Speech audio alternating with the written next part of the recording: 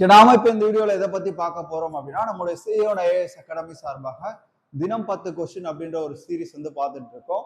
அதுல இன்னைக்கு டே 44க்கான ஒரு 10 கொஸ்டின் தான் பார்க்க போறோம். உங்களுக்கு வந்து ஆன்சர் தெரிஞ்சா நீங்க கமெண்ட் பண்ணலாம். நான் உங்களுக்கு டீட்டெயிலான ஆன்சர்ஸ் அப்படின்றத கொடுக்குறேன். ஓகேவா? ஓகே, இன்னைக்கு டே 44ல என்னென்ன 10 கொஸ்டின் இருக்கு அப்படின்னு பார்ப்போம். இந்தியாவின் பருவமழை வெடிப்புக்கு காரணமான காற்று எதுங்க? தெரிஞ்சா ஆன்சர் பண்ணுங்க. தமிழ்நாட்டிற்கு அதிக மழைப்பொழிவை தரக்கூடிய பருவ காற்று எது? தமிழ்நாட்டுக்கு அதிக மழைப்பொழிவை தரக்கூடிய பருவ காற்று எது? ஓகே, அடுத்து பாருங்க. இந்திய அரசியலமைப்பின் புதுமையான சிற்பம் எது? அடிப்படை கடமைகள் சேர்க்கப்பட காரணமான குழு எது? இந்தியாவின் வறுமையை முதலில் கணக்கிட்டவர் யார்? வறுமையும் பிரிட்டிஷ் தன்மையற்ற இந்திய ஆட்சியும் என்ற நூலினுடைய ஆசிரியர் யார்? உலகின் அதிகமாக மழை பெறக்கூடிய பகுதி எது? இந்தியாவின் முதல் குடிமகன் யார்? 14 முக்கிய வணிக வங்கிகள் தேசியமயமாக்கப்பட்ட ஆண்டு? பருத்தி விளைச்சலுக்கு உகந்த மண் எது? இந்த 10 கொஸ்டினுக்கு உங்களுக்கு ஆன்சர் தெரிஞ்சா நீங்க ஆன்சர் பண்ணுங்க. நான் இதுக்கு டீட்டெயில் ஆன்சர் கொடுக்குறேன். ஃபர்ஸ்ட் கொஸ்டின் பாருங்க. இந்தியாவின் பருவமழை வெடிப்புக்கு காரணமான காற்று எது? ஓகேவா? எது அப்படின்னு பாத்தீங்கன்னா தென்மேற்கு பருவக்காற்று. தென்மேற்கு பருவக்காற்று. ஓகேவா? இந்தியாவில் அதிகமான மழைப்பொழிவை தரக்கூடிய ஒரு பருவக்காற்று. தமிழ்நாட்டில் அதிக மழைப்பொழிவை தரக்கூடிய பருவக்காற்று எது அப்படின்னா வடகிழக்கு பருவக்காற்று. வடகிழக்கு பருவக்காற்று. அடுத்த கொஸ்டின் பாருங்க. இந்திய அரசியலமைப்பின் புதுமையான சிற்பம் எது? புதுமையான சிற்பம் எதுங்க? DPSP, direct principal of state policy, அதாவது அரசு நெறிவுறுத்தும் கோட்பாடு. இது வந்து பாத்தீங்கன்னா அம்பேத்கர் சொல்லியிருப்பார். அடிப்படைகள் கடமை சேர்க்கப்பட காரணமான குழு வந்து சொரன் சிங் கமிட்டி. சொரன் சிங் கமிட்டி அடிப்படையில தான் அடிப்படை கடமைகள் வந்து சேர்க்கப்பட்டிருக்கும். இந்தியாவின் வறுமையை முதலில் கணக்கிட்டவர் யார்? தாதாபாய் நவ்ரோஜி.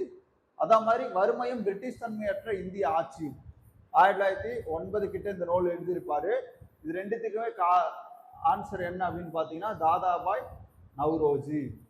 இந்தியாவின் முதுபெரும் மனிதர் யாருன்னு கேட்டா யார சொல்லணும்? Dadabhai Naoroji, grand old man அப்படின்னு சொல்லுவாங்க. உலகின் மிக அதிக மழை பெறக்கூடிய இடம் எது அப்படின்னு பாத்தீங்கன்னா மவுண்ட் சின்ராம். மவுண்ட் சின்ராம் எங்க இருக்கு? மேகாலயா. ஓகேவா? சிரம்பூஞ்சி, முன்னாடிலாம் சிரம்பூஞ்சின்னு சொல்லியிருப்பாங்க. குறிப்பா வந்து மவுண்ட் சின்ராம். இந்தியாவின் முதல் குடிமகன் யாருங்க? குடியரசுத் தலைவர். குடியரசுத் தலைவர். அவரை பத்தி சொல்லக்கூடிய ஆர்டிகல் 52. 14 வங்கிகள் தேசியமயமாக்கப்பட்ட ஆண்டு 1969 ஜூலைல வந்து தேசியமயமாக்கப்பட்டிருக்கும். பருத்தி விளைச்சலுக்கு உகந்த மண் எதுங்க?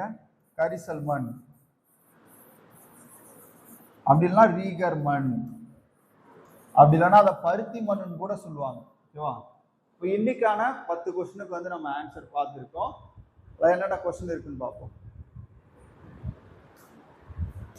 ஓகே பாருங்க. தென்மேற்கு பருவக்காற்று.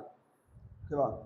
தென்மேற்கு பருவக்காற்றை பொறுத்த வரைக்கும் இந்தியாவில் அதிக மழை கொடுக்கக்கூடிய ஒரு பருவக்காற்று.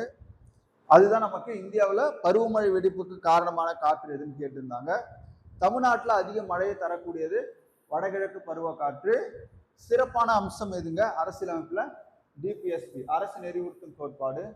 சொரன் சிங் கமிட்டி அடிப்படை கடமையோடு தொடர்புடையது. வருமானம் முதல்ல அளவிட்டவர், வறுமையை முதல்ல அளவிட்டவர் Dadabhai Naoroji, grand old man. Mount சின்ராம் மேகாலயா, அதிக மழை பெறக்கூடிய பகுதி. முதல் குடிமகன் குடியரசுத் தலைவர். தேசியமயமாக்கப்பட்ட வங்கி 14 வங்கிகள் 69. கரிசல் மண், பருத்தி விளைய ஏற்ற மண். அப்போ இன்னைக்கான ஒரு 10 கொஸ்டினுக்கான ஆன்சர் பார்த்துருக்கோம். இந்த மாதிரி உங்களுக்கு வந்து நம்ம டெய்லியும் கொடுத்துட்டு இருக்கோம். கிட்டத்தட்ட இதுவரையில 440 கொஸ்டின் பார்த்துருக்கோம். எல்லாமே ரொம்ப முக்கியமான கொஸ்டின்ஸ்.